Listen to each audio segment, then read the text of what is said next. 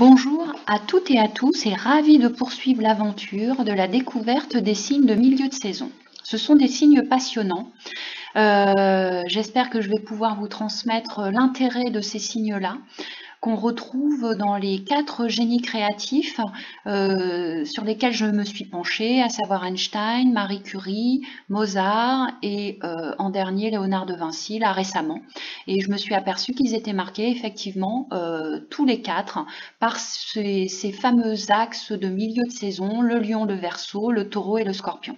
Donc il se passe quelque chose autour de ces signes-là qui est particulièrement intéressant à comprendre. Alors, ils sont assez complexes dans leur dynamique. Chacun des signes présente, je dirais, 3 forces. À la fois, ils ont le sens des combinaisons, donc ça correspond dans mes encadrés à chaque fois au petit 1. Ils présentent également la caractéristique de concentrer le processus de la saison dans laquelle ils se trouvent. Ça correspond au petit 2 de chaque encadré, et en petit 3, ils ont cette aptitude à anticiper, à sentir l'arrivée de la saison suivante. Ça correspond au mouvement du petit 3. Alors, si on suit, je dirais, le mouvement du zodiaque, on va commencer donc par le signe du taureau et l'axe taureau-scorpion. Donc cet axe-là, taureau-scorpion, c'est un axe qu'on appelle l'axe des résistances en positif, mais en négatif, l'axe des blocages. À chaque fois, on a une face A et une face B. Donc le taureau, lui, il s'appuie effectivement sur la force adverse du printemps qui est en appétence de nouveautés, qui est enthousiaste, qui recherche l'imprévu. Lui, eh bien, il résiste aux emballements, à l'agitation, à la précipitation. Et puis, voilà, c'est par excellence le signe qui résiste aux pressions et aux manipulations, et qui a également comme ça une aptitude à être réfractaire au moment où tout le monde se précipite, à manifester du scepticisme, de la prudence. C'est également un signe très patient, qui cherche aussi quelque part à économiser ses forces sur en tous les cas l'essentiel, parce que le signe de milieu de saison eh bien, concentre le processus de la saison dans laquelle il se trouve, ce qui fait qu'il est en force de résistance d'une façon générale, mais lorsqu'on touche à ses fondamentaux et à son essentiel, eh bien le taureau reprend les caractéristiques du printemps, d'où son côté passionné, son côté, je dirais, jusqu'au boutiste, qui fait que lorsque, par exemple, il aime, eh ben, c'est pour toute la vie. Lorsqu'il est intéressé, si c'est Mercure Taureau, lorsqu'il est intéressé par un sujet, eh bien, il va aller jusqu'au bout de sa passion pour découvrir ce sujet-là. La passion du coup devient exclusive, dévorante, jusqu'au bout, pour le meilleur ou pour le pire, tout dépend, puisqu'il y a quand même quelque chose de l'ordre du jusqu'au boutiste qui fait que on peut s'enliser dans des situations sans pouvoir s'en sortir. La troisième caractéristique du taureau, c'est qu'il pressent l'arrivée de l'été. Du coup, il commence à montrer de la sélectivité, à signaler une volonté de maîtrise, de contrôle, de gestion du territoire. Et puis, bon, évidemment, comme pour les signes d'été, le Cancer et la Vierge, eh bien, on a des valeurs de fidélité, de stabilité et de solidité. Lorsqu'on prend donc sur le même axe son opposé, le Scorpion, il présente la même logique, mais dans une saison collective, dans la deuxième partie du zodiaque. Alors, donc, le Scorpion, lui, il s'appuie sur la force adverse associative de l'automne, c'est-à-dire que, bon, on l'a vu précédemment, l'automne recherchait l'ouverture sur l'autre, sur l'humanité, sur la diversité des cultures. Eh bien, le Scorpion, lui, il cherche à affirmer sa différence, il se concentre simplement sur des points et des détails qui sont négligés par ce qui est dans l'air du temps, de l'époque, mais qui pour lui sont essentiels, et du coup c'est une façon pour lui de se séparer et de diverger du mouvement général d'emballement, de recherche de l'altérité. qui est la caractéristique de l'automne. Son deuxième mouvement concentre par conséquent le processus de la saison, ce qui fait que lui aussi, lorsqu'il n'est pas réfractaire, et lorsqu'on touche à ses fondamentaux, il prend le mouvement comme ça d'une intensité, de passion pour une personne, pour un mouvement particulier qui renvoie à des caractéristiques de la société. Et c'est une façon pour lui, du coup, de se singulariser et de montrer sa différence. Il anticipe la saison suivante, qui est la saison de l'hiver, et donc il ignore les signaux du collectif, puisqu'il y a un phénomène de déconditionnement lorsqu'on rentre dans l'hiver. Pour tout ce qui est de l'ordre de l'évidence, lui, il devient indifférent, il se détache, il devient méfiant, il a une vision différente, plus complexe et décalée par rapport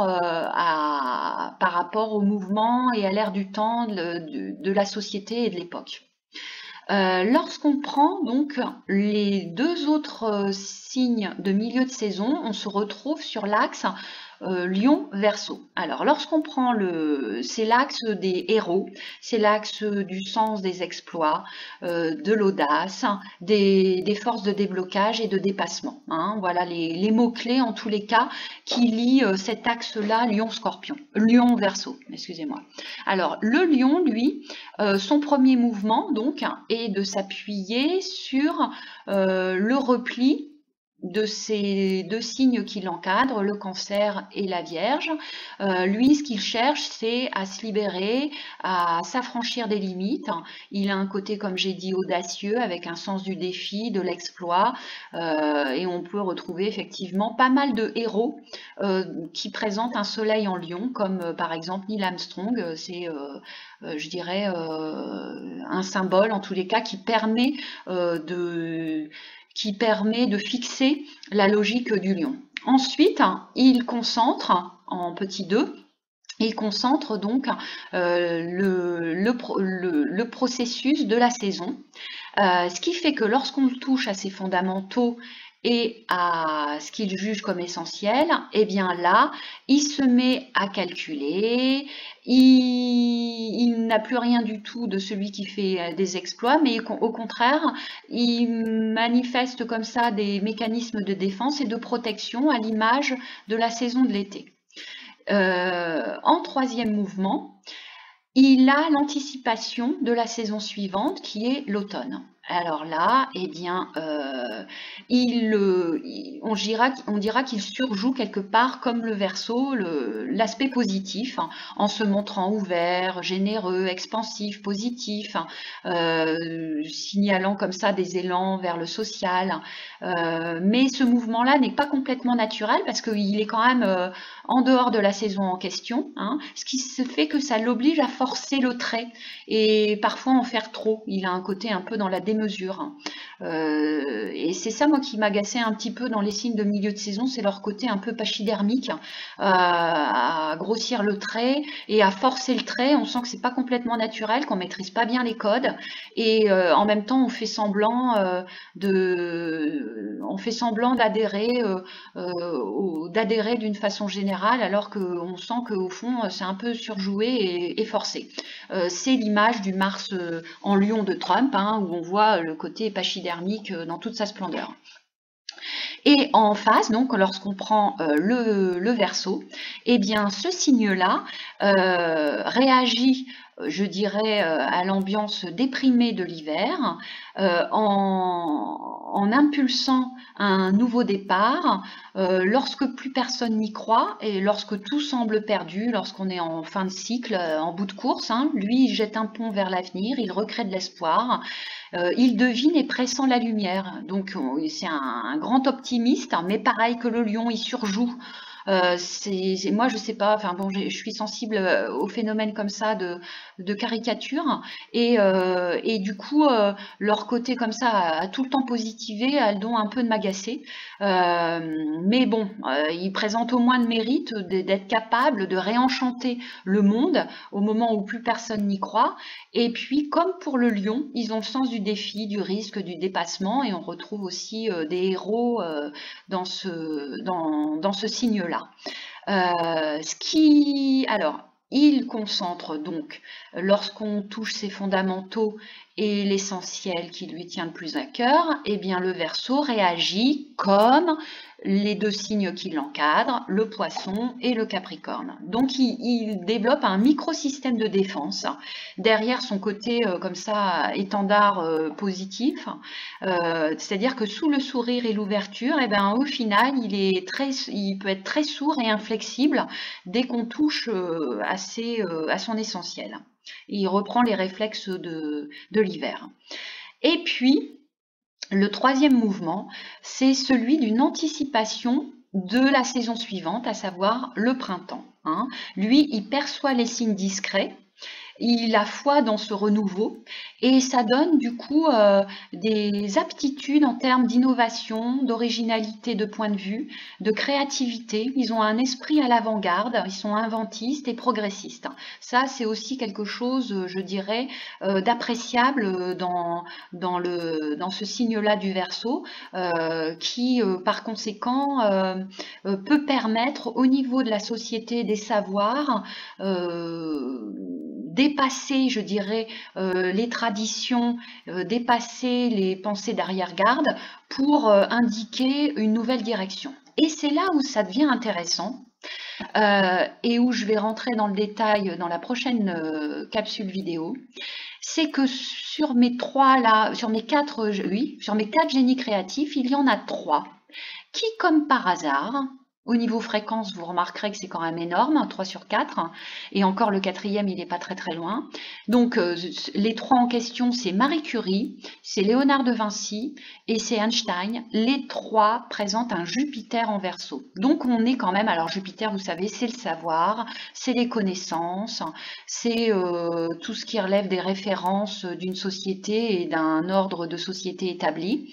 Eh bien, eux ont un Jupiter Verseau qui se trouve en rupture de leur thème. Surtout pour Einstein, on verra ça dans le détail, et pour Marie Curie, qui est en rupture de l'ensemble du thème. Du coup, c'est un Jupiter dans les 2 cas qui se retrouve très isolé. Jupiter Verseau très isolé, mais également dominant, d'où le paradoxe de leur position sociale.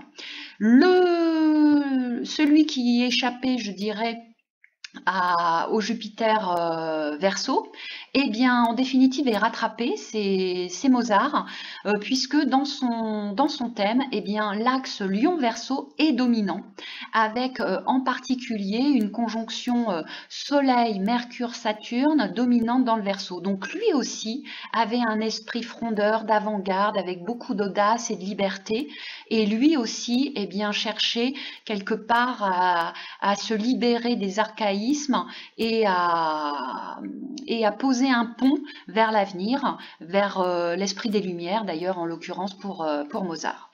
Donc dans la prochaine vidéo, j'approfondirai le thème de nos 4 génies créatifs qui, comme par hasard, sont marqués de façon essentielle par les signes de milieu de saison. Voilà, j'espère que ces dernières pensées vous permettront de méditer sur l'importance des forces adverses pour arriver à quelque part percer le plafond de verre.